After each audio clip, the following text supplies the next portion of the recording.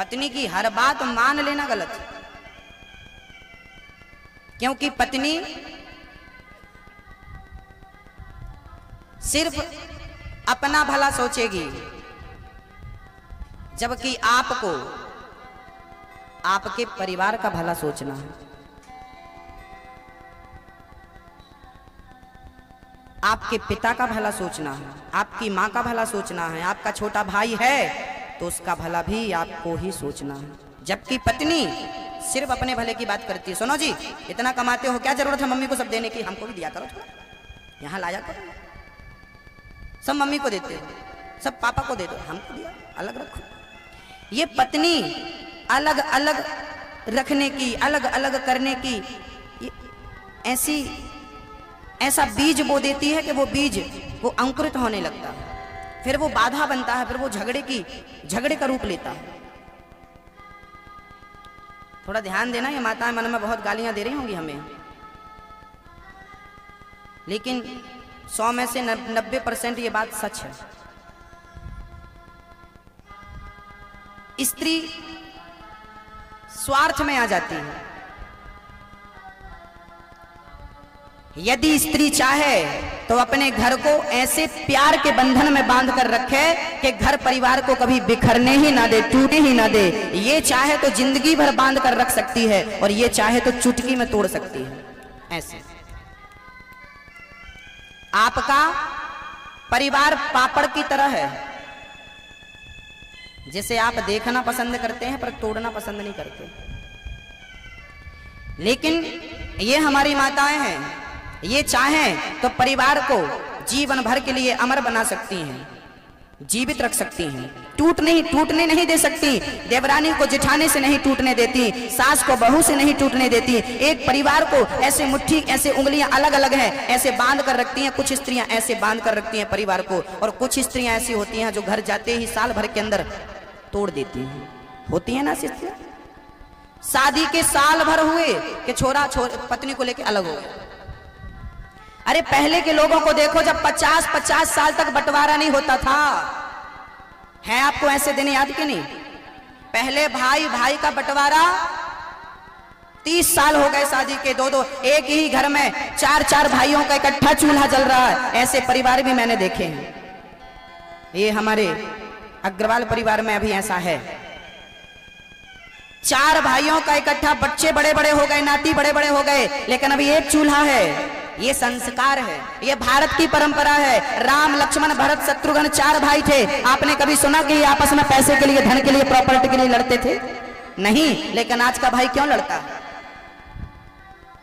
क्यों लड़ता है? मेरी माँ, बुरा बिल्कुल मत मानना, इसमें आपका भी भला छिपा हुआ है। आपकी एकता है, एकता। अपने घर को टूटने मत दीजिए, एक सूत्र में बांध के रखिए। ठीक है, सास बुरी है, जेठानी बुरी है, कोई बात नहीं, चुप रहिए। महाराज जी, हमारी सास अच्छी नहीं इसलिए हमको अलग होना पड़ा। हाँ, हमें पता है कि सारी सासें अच्छी नहीं होती, ठीक है, आपकी बात माना, लेकिन इसका यह समाधान नहीं है कि हम अलग हो जाएं, एक ही रहें। ठीक है, हम ये नहीं कहते कि अलग मत होइए, ठीक है, चूल्हा अलग कर लो, रोटी अलग कर लो, चूल्हा अलग कर लो, चारों अलग अलग घर में रहने लगो, लेकिन चारों अलग होते हुए भी चूल्हे अलग होने चाहिए, रोटी अलग होना चाहिए, पर मन अलग नहीं होना चाहिए, मन एक होना चाहिए। ठीक है, आपकी यदि मजबूरी है तो कोई बात नहीं, चूल्हा अपना अलग रख लो, रोटी अपनी अलग करो, लेकिन दिल एक होना चाहिए। हम अपने भाई से प्यार करें, अपनी जिठानी से प्यार करें, अपनी देवरानी से टूटने ना दें, क्योंकि आप यदि टूट गए ना, याद रखना, शेर यदि अपने झुंड से बिछड़ जाता है ना, तो गीदड़ भी शेर का शिकार कर लेते हैं, मार डालते हैं उसे। और शेर झुंड में रहता है तो हाथी का भी शिकार कर लेता है। याद रखना, शेर अकेला कभी हाथी का शिकार नहीं करता। शेर जब जब हाथी का शिकार करता है तो झुंड के साथ करता है, एकता के साथ करता है। यदि शेर में एकता है तो वो हाथी का शिकार कर लेता है, और यदि अकेला फंस जाए तो गीदड़ भी उसको मार करके खा जाते हैं। यदि आपका परिवार एक है, अखंड है, तो बड़े बड़े संकटों से आप यूं ही निपट लेंगे, और यदि बिखर जाएंगे तो थोड़े से दुख में भी, थोड़े से संकट में भी आप खत्म हो जाएंगे। आप गाय को कहते हैं 84 लाख योनियों में गाय सबसे आखिरी योनि है। गाय के बाद क्या प्राप्त होता है? मनुष्य का देह। गाय सबसे अंतिम योनि है 84 लाख योनियों की। जो गाय तक पहुंच गया 99 रन बन गए। आहा, एक रन की कमी है, शतक हो जाएगा। तो गाय 99 रन है और मानव का तन तो शतक है। ये पा लिया, इसके बाद कुछ पाने की जरूरत नहीं होती। मानव का तन पा लिया, सब कुछ पा लिया। सच्चिदानंद रूपाय, ईश्वर सत्य है, सबको उसकी आवश्यकता है। चित ईश्वर रहते कहाँ हैं? बताओ, भगवान कहाँ रहते हैं मैया जी? भगवान कहाँ रहते हैं? जोर से बोलना, मैया, ओ मैया, कहाँ रहते हैं भगवान? कहाँ? यहाँ? तो चलो मैं एक्सरे करा लेता हूँ। यदि भगवान यहाँ रहते हैं तो एक्सरे करा लेंगे, आ जाएंगे यहाँ एक्सरे में। एक्सरे में सब चीज आ जाती है जो अंदर होती है। आएंगे भगवान एक्सरे में? आप कहते हो भगवान यहाँ रहते हैं, यहाँ यहाँ यहाँ यहाँ एक्सरा कराएंगे तो आएंगे? बोले नहीं आएंगे महाराज जी, मत पैसे लगाओ। नहीं आएंगे, सच्ची नहीं आएंगे। भगवान को आपने गलत जगह बिठा रखा है। भगवान यहाँ नहीं होता। आप कहते यहाँ होता। भगवान मंदिर में, ना भगवान मंदिर में होते हैं, ना भगवान तीर्थों में होते हैं, ना भगवान हृदय में होते हैं, ना भगवान कण कण में होता है। भगवान कहाँ होता है? बोले भगवान तो भक्त के विश्वास में होता है। अगर विश्वास है तो भगवान है। जिनको विश्वास है उन्हीं के लिए मंदिर में भगवान है। जिनको विश्वास ही नहीं है उनके लिए मंदिर में पत्थर है। मंत्र जाप मम दृढ़ विश्वासा, पंचम भजन सुवेद प्रकाशा। भगवान कहाँ होता है? कहाँ होता है? विश्वास। प्रहलाद जी ने कहा कि ये भगवान है। हिरण्यकश्यप ने कहा चल बोल, कहाँ तेरा भगवान? खंबा पर है। प्रहलाद जी ने इशारा कर दिया, इस खंबे पे है। हिरण्यकश्यप ने कहा इस खंबे पे है? हाँ हाँ इस खंबे पे है। जो खड़ग निकाल कर प्रहार किया, खंबा टूट गया। कहाँ है तेरा भगवान? अब भगवान को लगा कि यदि मैं आज नहीं निकला तो मेरे भक्त का वचन मिथ्या हो जाएगा, फिर कौन यकीन करेगा? तो भक्त के वचन को सिद्ध करने के लिए भगवान नरसिंह को प्रकट होकर ये कहना पड़ा कि मेरा भक्त जिस तरफ इशारा कर दे मैं वहीं हूं। भगवान कहाँ? बोले भक्त की जहां हां भगवान वहां। भक्त की हां भगवान वहां। आपकी जहां हां है, ईश्वर यहां है, बस ईश्वर वहां है। प्रेम चाहिए। दही में, दूध में मक्खन होता है कि नहीं? घी होता है कि नहीं? क्या जरूरत पड़ती है? जरूरत किस चीज की है? अब दूध को कोई लिए घूमे, भाई साहब इसमें मक्खन तो है नहीं, हमें लगता गलत दूध दे दिया, हमें मक्खन वाला दूध चाहिए। एक सज्जन बोले दुकानदार से, भाई साहब दूध देना। दूध दिया। अरे बोले ये दूध नहीं, मक्खन वाला दूध चाहिए। अरे भाई इसमें मक्खन है। अरे भाई पागल समझ रहे यार, मक्खन हो दिखाई पड़ता हमें, होता तो पागल समझ रहे हो, हम पढ़े लिखे लोग हैं। अब बताइए दूध में मक्खन है पर उसे नजर नहीं आ रहा। भाई साहब तुझे नजर तब आएगा जब तुझे विधि पता होगी। दूध का दही बनता है, दही का फिर मंथन होता है, और जब मंथन होता है तो फिर आपको ऊपर ही मक्खन के दर्शन हो जाते हैं। फिर आपको अंदर हाथ डालने की भी जरूरत नहीं पड़ती। छाछ छाछ नीचे, मक्खन मक्खन ऊपर। बस जैसे दूध के कण कण में घी विद्यमान है, मक्खन विद्यमान है, ऐसे ही सृष्टि के कण कण में मेरा कन्हैया है। पर दही का जब तक मंथन ना किया जाए मक्खन तक पहुंचना पॉसिबल नहीं है। ऐसे ही जब तक भक्ति ना की जाए, प्रेम ना किया जाए, तब तक उस कृष्ण तक पहुंचना भी संभव नहीं है। प्रेम के मंथन से ही, भक्ति के मंथन से ही परमात्मा रूपी मक्खन प्रकट होता है। भक्तों, भगवान चित स्वरूप है, हम सबके भीतर हैं। तुलसीदास जी कहते हैं सत्य बराबर तप नहीं, झूठ बराबर पाप, जाके हृदय साच है, प्रभुता के हृदय आप। जिसके हृदय में सत्य है उसके हृदय में ईश्वर है, जिसके हृदय में सत्य नहीं है उसके हृदय में ईश्वर सत्यम ब्रूयात्। ईश्वर का नाम है आनंद। आनंद ही आनंद है। संसार में जो भी आनंद हमें प्राप्त हो रहा है वो ईश्वर का स्वरूप है। करते क्या है भगवान? विश्वोत्पत्त्यादि हेतवे, विश्व की उत्पत्ति करना, पालन करना, ये मेरे कन्हैया का नित्य का काम है। हाँ, ये दुनिया को बनाना, ये दुनिया को बनाना, बना के फिर चलाना, बस इसी का काम है। बड़ा जबरदस्त इसका इंतजाम है। ये दुनिया को बनाना, बना के फिर चलाना, बस इसी का काम है। बड़ा जबरदस्त इसका इंतजाम।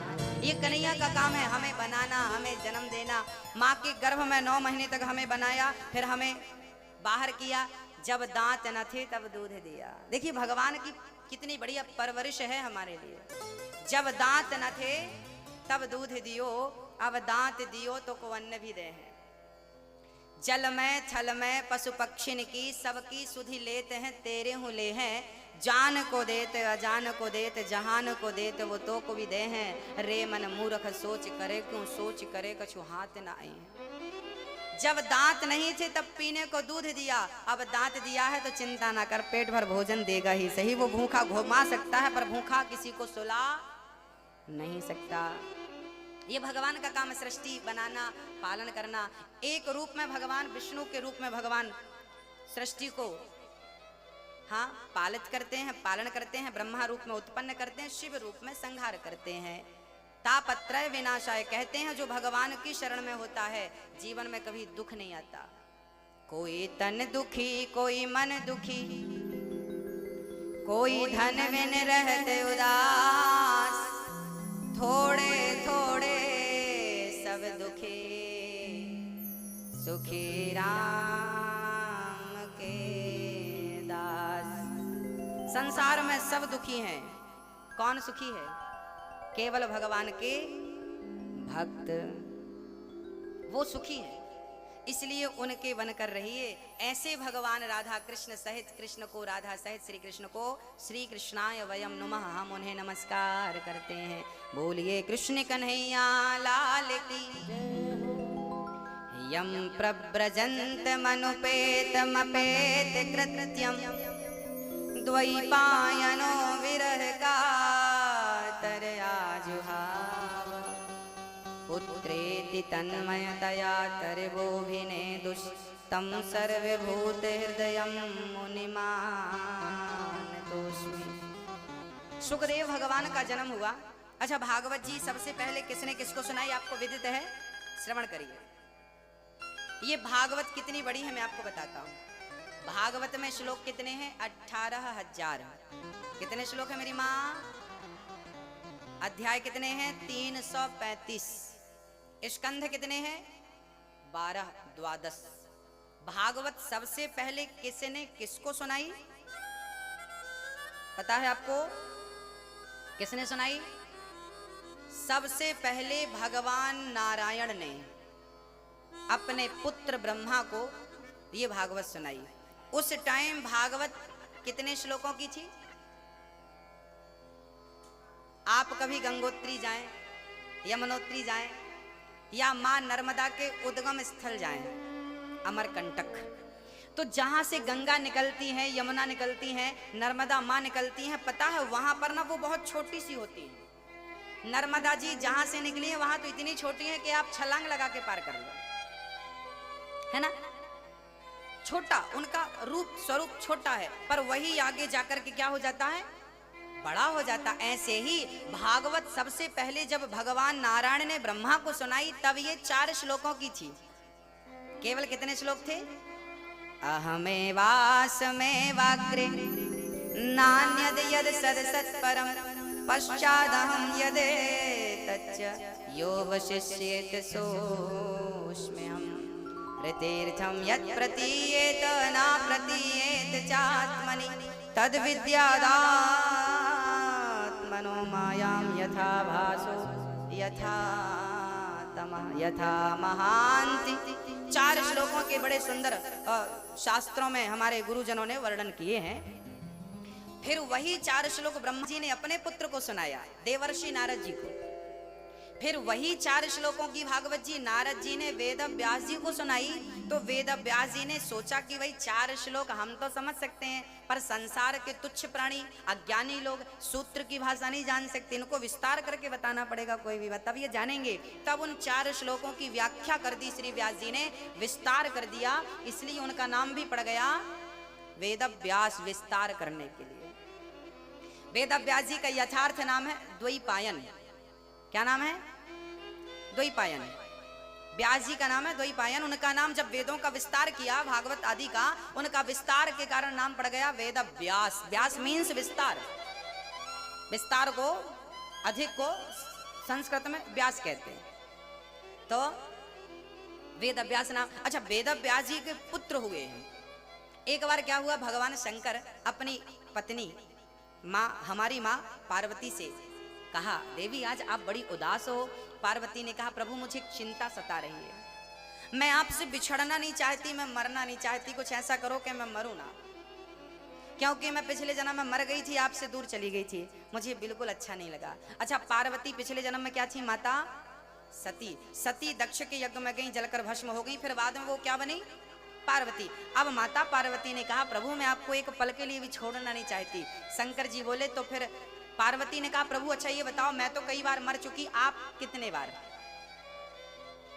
शंकर जी बोले, हम तो एक ही बार पैदा हुए हो, तब से आज तक है, हम बार बार पैदा नहीं होते, हम मरते हैं। भाई जो मरेगा वो पैदा होने की उम्मीद, मरेगा ही नहीं, सवाल ही नहीं खड़ा होता दोबारा पैदा होने का। पार्वती जी ने कहा, आपने कभी मरे ही नहीं आप? शंकर जी बोले, क्या चाहती हो, मर जाए? पार्वती जी बोली, हम नहीं चाहते कि आप मरे, पर ये बताइए कि आप कभी नहीं मरते, इसका राज क्या है? शंकर जी बोले, हमने अमर कथा सुन रखी है, और जो अमर कथा श्रवण कर लेता है वो कभी मरता नहीं, मृत्यु के चक्कर से सदा सदा के लिए मुक्त हो जाता है। पुनरपि जननम पुनरपि मरणम पुनरपि जननी जठरे शयनम भज गोविंदम गोविंदम भज मूढ़मते। आद्य शंकराचार्य जी ने कहा है कि जो गोविंद का भजन करता है, जो गोविंद की शरण में रहता, भज गोविंदम गोविंदम भज मूढ़मते। मूढ़मते मतलब हम, मूढ़मते मतलब अज्ञानी लोग है, अज्ञानी लोग। तू गोविंद का नाम जप, इसलिए जप ताकि तू यदि जपेगा तो आने जाने के चक्कर से, पुनरपि जननम पुनरपि मरणम, इस चक्कर से सदा सदा के लिए तू मुक्त हो जाएगा। पार्वती जी से शंकर जी ने कहा, मैंने उस नाम को बहुत जपा है, कथा सुनी है, इसलिए मैं मरूंगा ही नहीं। 7 दिन बाद राजा परीक्षित से सुखदेव जी ने यही पूछा, राजन क्या आप मरोगे? परीक्षित ने कहा, प्रभु मैं तो आत्मा हूँ, आत्मा अविनाशी है, कभी नहीं मरती। जो भागवत सुन लेता है वो अपने स्वरूप को जान लेता है, वो इस बात को जान जाता है कि मैं कभी मरूंगा ही नहीं, क्योंकि वो अपने आप को शरीर नहीं आत्मा समझने लगता है। इसलिए शंकर जी ने कहा, देवी, पार्वती जी ने कहा, तो हमें भी वो कथा सुनाओ जिससे आप मरते नहीं हैं। शंकर जी बोले, चलो। अब शंकर जी पार्वती को लेके अमरनाथ चले गए। अमरनाथ के जंगल में डमरू बजाई, सारे पशु पक्षी भाग गए, पर एक छोटा सा शुक मीन्स तोता। अच्छा, ये तोता कौन था? जब राधा जी धराधाम में लीला करने आई, आज शायद बात होगी आपको,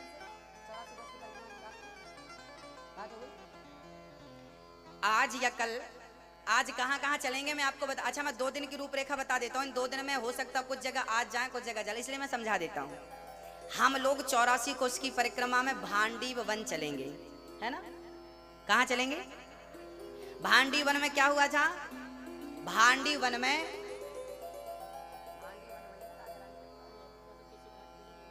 हाँ जी,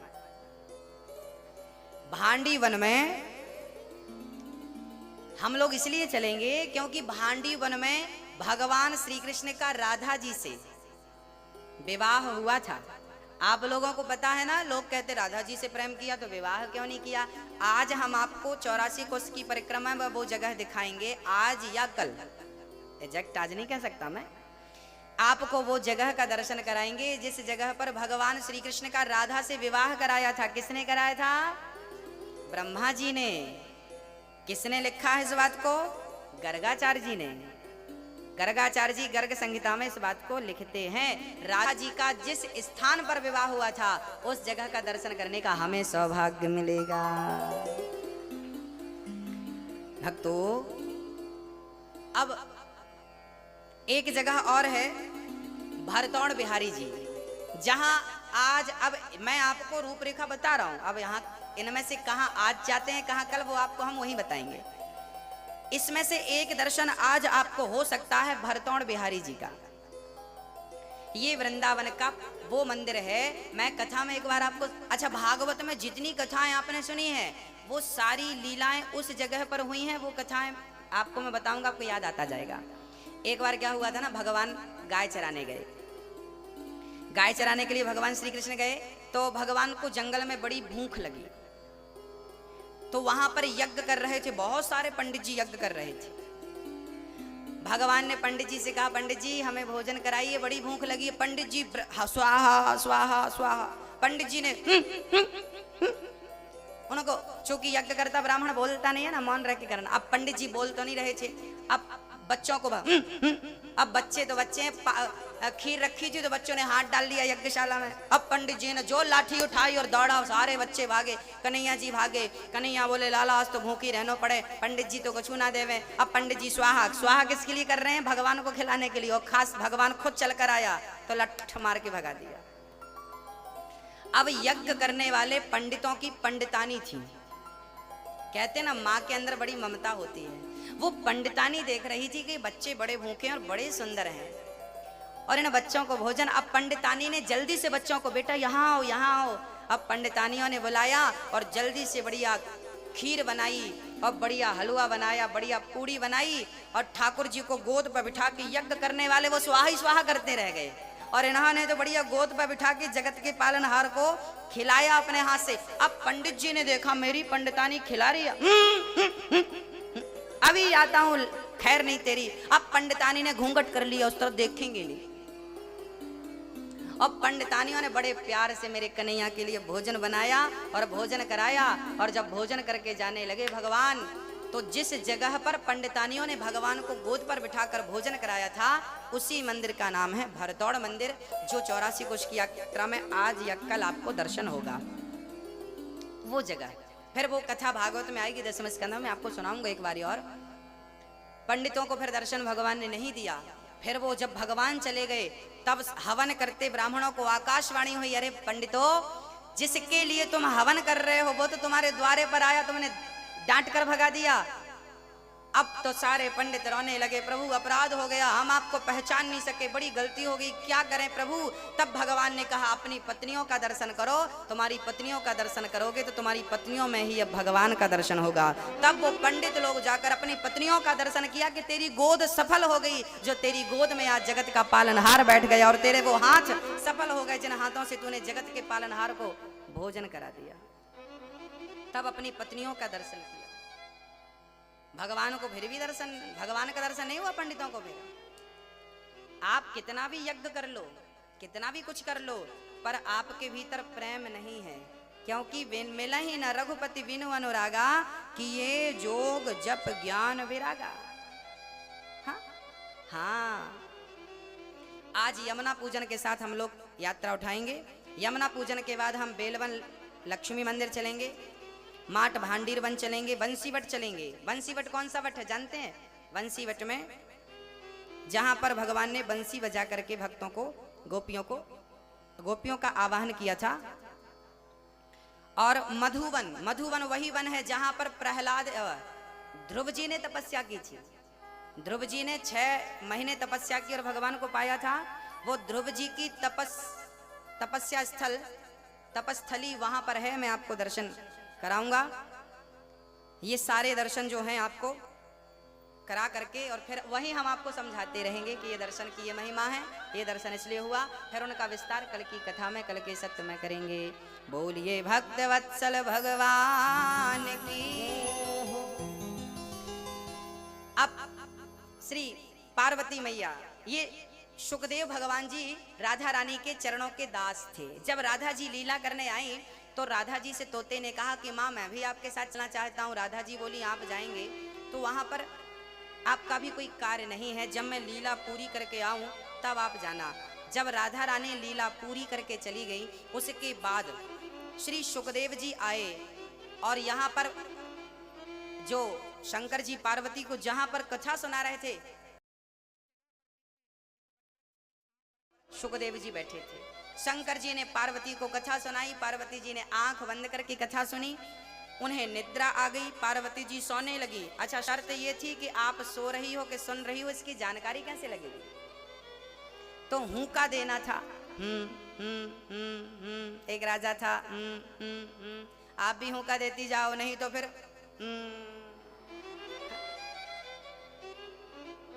बोलो राधे। आप लोग भी हुक्का देते जाना, थके हैं आप लोग, नींद आ सकती है। शंकर जी हुक्का सुनते गए। अच्छा, पार्वती जी सो गई ना तो तोता हुक्का देना शुरू कर दिया। और जब तोते ने हुक्का दिया, कथा पूरी हुई। शंकर जी ने जयकारा लगाई, बोलिए वृंदावन बिहारी। अब उनकी नींद खुली। पार्वती जी ने कहा, स्वामी जी आगे क्या हुआ, फिर क्या हुआ? शंकर जी ने कहा, कथा तो पूरी हो गई, आप कहाँ थी? मैं सो गई थी। अच्छा, तो फिर हुक्का तो बराबर मिला, जवाब किसने दिया? अब शंकर जी ने पलट कर देखा तो तोता बैठा था। शंकर जी ने त्रिशूल निकाला, चोरी से तुमने कथा सुनी। त्रिशूल निकाल कर दौड़े। व्यास जी की पत्नी मासिक धर्म से निवृत्त होकर के अपने केस सुलझा रही थी। वो तोता दौड़ता हुआ आया, उड़ता हुआ, और माँ के गर्भ में व्यास जी की पत्नी के मुख से गर्भ में चला गया। शंकर जी ने कहा, देवी हमारा चोर तुमने अंदर स्थान दिया है, अपने गर्भ में जल्दी से निकालो। व्यास जी की पत्नी ने कहा, शंकर जी आपका चोरी क्या हो गया? आपके पास ऐसा क्या है कि कोई चुराएगा? चोर सारे मंदिरों में जाते हैं, शंकर जी के मंदिर में नहीं जाते। चोरों को शंकर जी के मंदिर में मिलेगा ही नहीं। और शंकर जी भी बड़े भोले भाले हैं। एक बार एक चोर शंकर जी के मंदिर में पहुंच गया, कुछ नहीं मिला तो शंकर जी के ऊपर घंटा लटक रहा था, टन टन टन बड़ा। चोर को लगा, यार इसको बेचूंगा तो मिल जाएगा 2-4 हजार रुपए। अब घंटा निकालने लगा, पर शंकर जी के ऊपर कोई चेयर वगैरह नहीं थी कि पांव छड़के निकाले। अब कुछ था नहीं तो उसने शंकर जी की पिंडी पर, शिवलिंग पर, शंकर जी पर खड़ा हो गया और शंकर जी के ऊपर खड़ा होकर घंटा उतारने लगा। तो शंकर जी प्रकट हो गए, बेटा दुनिया पुष्प चढ़ाती है, आज तूने अपने आप को चढ़ा दिया, मैं बहुत प्रसन्न हूं, बोल क्या चाहता है? पर चोर की बुद्धि भी भ्रष्ट थी। चोर ने कहा, कुछ नहीं चाहता, घंटा उतरवा दो बस। ये घंटे पे हाथ लगवाओ तो ये उतर जाए, तो 2-4 हजार का काम बने। जो सत्संगी नहीं है उससे मांगना भी नहीं आता, याद रखिएगा। मांगना भी सबको नहीं आता, पता है? हम लोग तुच्छ सी चीजें मांगते हैं। भगवान के सामने, भगवान के दरबार में जाकर कभी छोटी छोटी चीजें नहीं मांगनी चाहिए। क्या मांगना चाहिए? हाँ मैया, क्या मांगना चाहिए? भगवान से कभी कुछ नहीं मांगना चाहिए। कन्हैया हम तुझसे मांगने नहीं आए, हम तुझसे तुझको मांगने आए हैं, आपसे आपको मांगने आए हैं। हम आपसे चाहते हैं, आपको चाहते हैं, आपसे नहीं चाहते। हम आपसे क्या करेंगे चाह करके? हमें कोई चाह नहीं है, इच्छा नहीं है। हमें सब तो दिया मेरे बिहारी जी ने, बिना मांगे दिया। अब क्या चाह बताओ? वृंदावन का वास दे दिया 7 दिन के लिए, और क्या चाहिए? यहाँ पर तो हमारे रसिक भक्त कहा करते हैं कि प्रभु नाली का पानी पीना पड़े तो मैं नाली का पानी पी लूं, भक्तों का जूठन खाना पड़े, आप पत्तल में खा के जो फेंक देती हो वो चाटना पड़े, खाना पड़े, मैं वो खा लूंगा। पर बिहारी जी मुझे ब्रज से कभी दूर मत करना, मैं जूठन खा लूंगा। मैं आपकी रज नहीं छोड़ना, मतलब मैं वृंदावन को नहीं छोड़ना चाहता। ऐसी बात यहाँ के रसिक भक्त कहा करते हैं। यहाँ का बास बहुत बहुत पुण्य से मिलता है मेरी माँ, बहुत पुण्य से। इसलिए यहाँ आप आ गए हैं, ये आपकी खुशनसीबी है। यहाँ बिहारी जी आपको जितने दिन रोक के रखे हैं, ये बिहारी जी की कृपा। चल पड़े। यम प्रव्रजंत मनुपेत मपेत कृत्यम। यम सुखदेव जी, सुखदेव जी जब चले तो व्यास जी ने रोका। पुत्रेति तन्मयतया, पुत्र पुत्र, बेटा रुक जाओ, तुम जन्म लेते ही निकल पड़े भाई, शादी विवाह कर लो, बच्चे आदि कर लो, फिर चले जाना। सुखदेव जी बोले, प्रभु माया के जाल में कोई एक बार उलझ जाए तो उलझ जाता है, पर सुलझता नहीं है। इसलिए मैं आज आप भजन करने जा रहा हूं और गोविंद को छोड़कर मैं भोगों की ओर नहीं आना चाहता। कुछ स्त्रियां वहां पर निर्वस्त्र होकर स्नान कर रही थी, देवांगनाएं। जब सुखदेव जी वहां से निकले उन्हें लज्जा नहीं आई, परंतु व्यास जी जब वहां से निकले तो गोपियों ने वस्त्र धारण कर लिए। व्यास जी ने कहा, वाह मेरा जवान बेटा गया, तुम्हें लज्जा नहीं आई और मुझे देखकर लज्जित होती हो। तब उन कन्याओं ने कहा, सुखद व्यास जी आपके पुत्र को यह भी नहीं पता कि स्त्री और पुरुष में भेद क्या है, आपको सब पता है। इस संसार में ब्रह्मा की सृष्टि में केवल सुखदेव जी एक ऐसे थे जिन्होंने काम क्रोध को जीत रखा था। आज हमारी एक मैया नाराज हो गई, गुरुजी 2 घंटे हो गए हमें खड़े, कोई सुनवाई नहीं हो रही है, हम जा रहे हैं वापस, हम जा रहे हैं।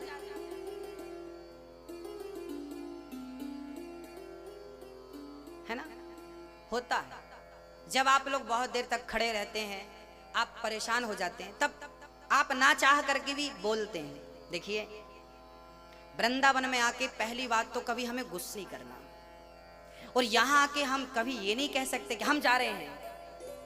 हाँ, धोखे से मत कहिएगा, क्योंकि ये बात यदि बिहारी जी ने सुन लिया तो बिहारी जी कहेंगे फिर जाओ, क्योंकि यहां आप आए हैं, आपकी मर्जी से नहीं आए। मैं फिर से कह रहा हूं, आप आए नहीं हैं, यहां बिहारी जी ने आपके अंदर प्रवेश करके ये प्रेरणा दी है कि चलो मेरे दर पे आओ। हाँ, यदि थोड़ी सी असुविधा हुई है हम उसे स्वीकार करें और सुधार करेंगे, पर आप धोखे से ये मत कहिए कि हम जा रहे हैं।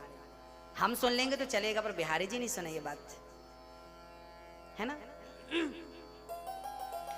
दूसरी बात ये है, सुखदेव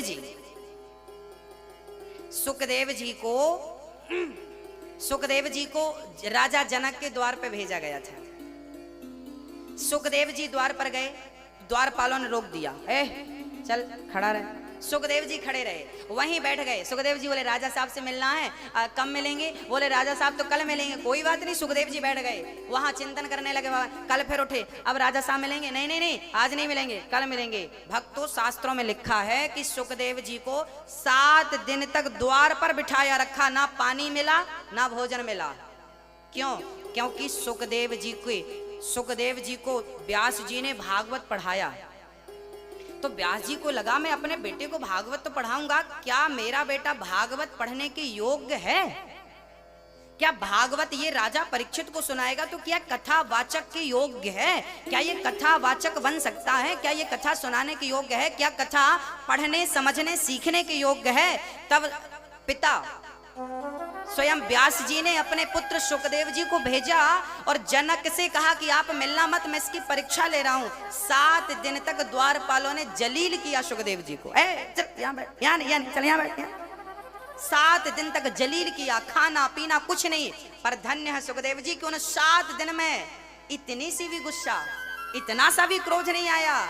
अब व्यास जी समझ गए कि मेरा बेटा कथा सुनाने और सुनने के योग्य है। देखिए, कथा सुनने का योग भी सब नहीं है, याद रखिए। आप लोग सुन रहे हैं, आप ईश्वर की कृपा है, पर कथा सुनने के योग्य कौन है?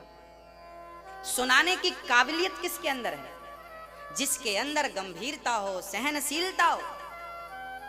हाँ, ये नहीं कि हम आए और हम बस गुस्सा करने लगना।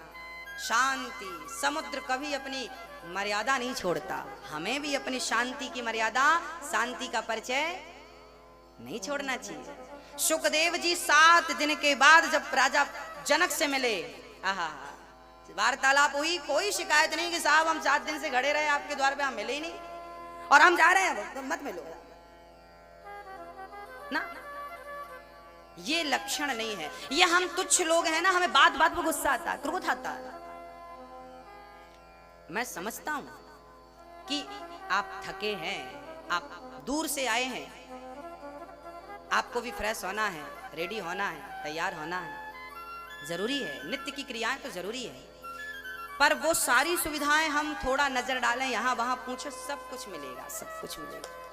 पर आप जीवन में, यहां नहीं, मैं 7 दिन की बात नहीं कर रहा हूं, आप अपने घर पे भी अपने बच्चों के साथ, पति और पत्नी के साथ भी कभी अपने धैर्य को खोइए मत। जीवन में क्रोध कब आता है? क्रोध किसे आता है? जिसने धैर्य को खो दिया, उसे क्या आएगा? क्या आएगा? क्रोध आएगा। जिसने धैर्य रखा, श्रद्धा और सबूरी, श्रद्धा ईश्वर पर क्या हो? श्रद्धा हो और सब्र हो। कहते हैं ना, सब्र का फल क्या होता है? हाँ, उस मिठास तक तब पहुंचेंगे जब सब्र रखेंगे। माता शबरी ने कितने वर्षों तक जंगल में झाड़ू लगाई, माता शबरी ने, और रोज रोज ऐसे ऐसे देखती। माता शबरी कहती, बोल बोल बोल कागा। माता शबरी कहती कि बोल कौआ मेरे राम कब आएंगे। हो बोल बोल बोल कागा राम कब आएंगे। शबरी की झुपड़ी आके भाग खुल जाएंगे। शबरी की झुपड़ी आके भाग खुल जाएंगे। बोल बोल बोल कागा राम कब आएंगे। पूरी जिंदगी इंतजार, आए नहीं राम जी लगाई कहाँ देर रे। हाँ शबरी ने रखे हैं चुन चुन के पेड़ रे। किसी ने कहा राम जी आएंगे तो क्या करोगी। राम जी आएंगे हम जंगल को जाएंगे। जंगल में जाके मीठे मीठे बेर लाएंगे और बेरों का भोग अपने राम को लगाएंगे। बेरों का भोग अपने राम को लगाएंगे। बेरों का भोग अपने राम को लगाएंगे। बोल बोल बोल कागा राम कब आएंगे। पूरी जिंदगी निकल गई पर सेवा नहीं छोड़ी। पूरे जंगल में झाड़ू लगाती। किसी ने कहा माता शबरी ये पूरे जंगल में झाड़ू क्यों लगाती है। बोले कब आ जाएं कहाँ से आ जाएं कोई नहीं जानता। मेरे राम के चरणों में कांटे ना चुभे कंकड़ ना चुभे कोई पत्थर ना लग जाए पूरा जंगल साफ कर देती है। सेवा नहीं छोड़ा माता शबरी ने। और हमें भी क्या नहीं छोड़ना चाहिए, सेवा। माता शबरी राम की सेवा क्या करती थी, झाड़ू लगाकर अपने गुरुजी के बर्तन धुलती थी। गुरुजी के चरणों की सेवा, जिस रास्ते से गुरु निकलते झाड़ू लगा देती। वो राम को नहीं जानती थी पर गुरु को जानती थी और गुरु को जान गई तो गुरु ने राम तक पहुंचा दिया। यही गुरु का काम है। जो गुरु तक पहुंच जाता है वो राम तक पहुंच जाता है। इसलिए जीवन में गुरु की आवश्यकता होती है क्योंकि गुरु तक शबरी पहुंची तो राम तक पहुंची। माता शबरी को राम तक किसने पहुंचाया, मतंग मुनि ने।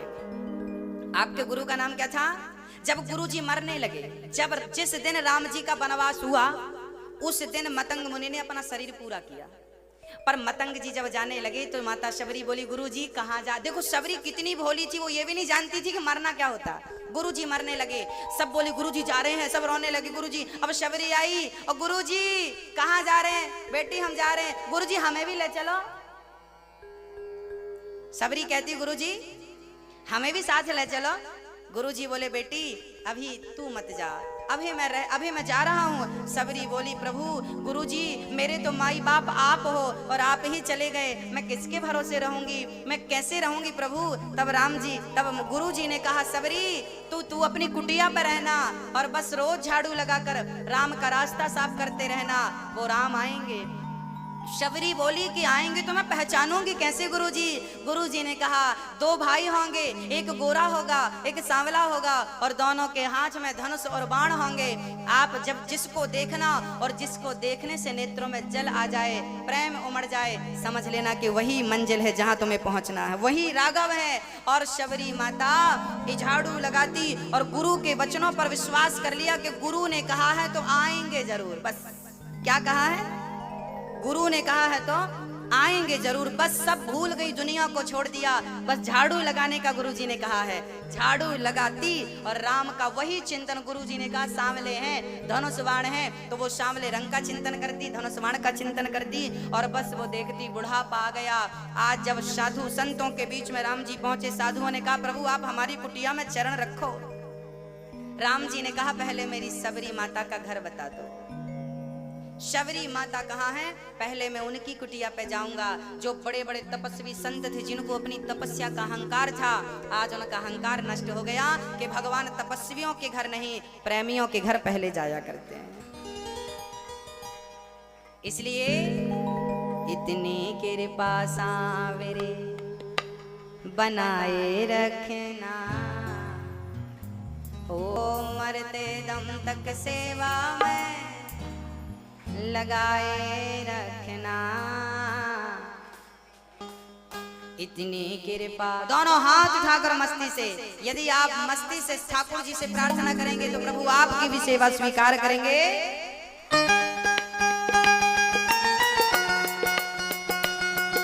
दोनों हाथ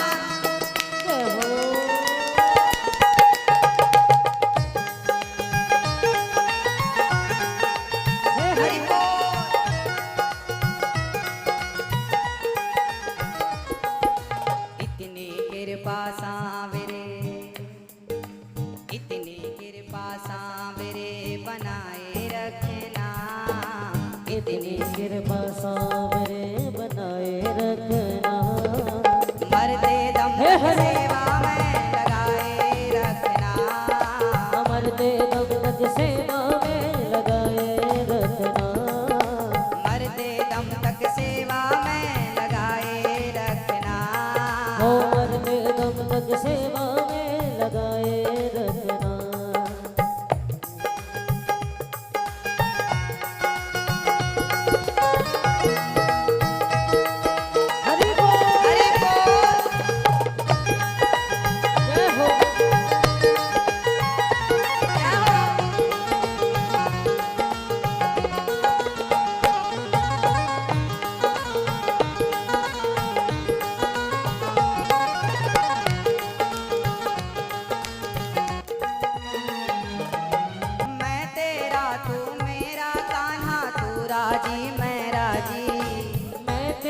तू मेरा कान्हा तू राजी मैं राजी।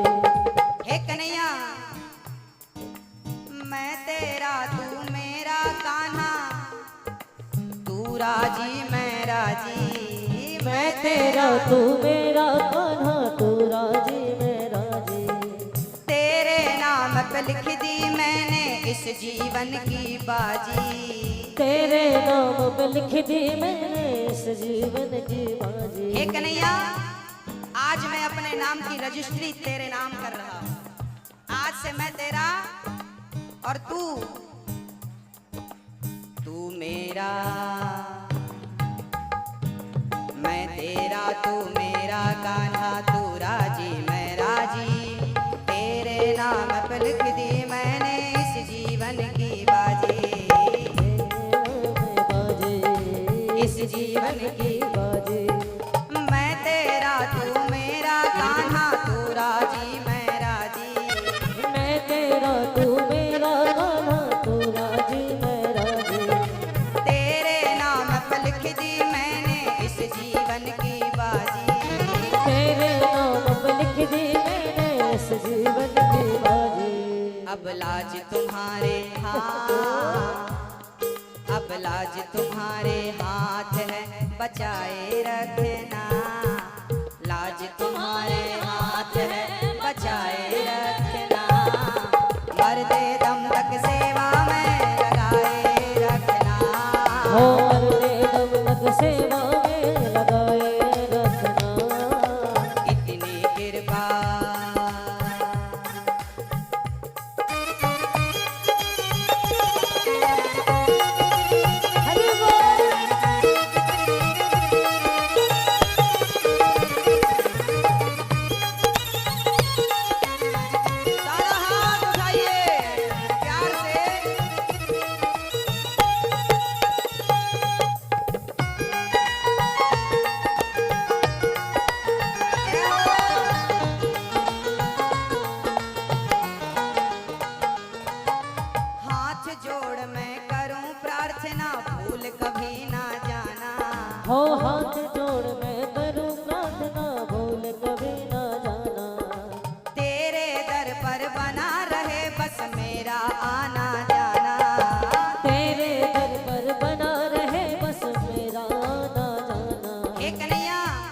मुझे कभी भूल मत जाना प्रभु, और तेरे दर पर मैं आता रहूं, तेरा दर्शन बार बार करता रहूं।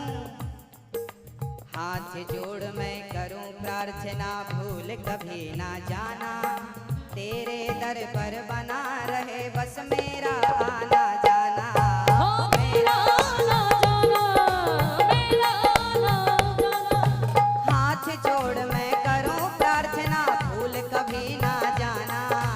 हाथ जोड़ मैं करूं प्रार्थना, भूल कभी ना जाना।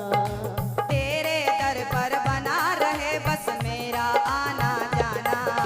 तेरे दर पर बना रहे बस मेरा आना जाना। दिन पर दिन ये सिलसिला बढ़ाए रखना, दिन पर दिन ये सिलसिला बढ़ाए रखना। मरते दम तक सेवा में लगाए रखना। मरते दम तक सेवा में लगाए रखना। और कन्हैया से प्रार्थना क्या है? जन्म जन्म तक तेरा मेरा साथ कभी ना छूटे। जन्म जन्म तक तेरा मेरा साथ कभी ना छूटे। छूट जाए सांसों की लड़ियां, नाम कभी ना छूटे।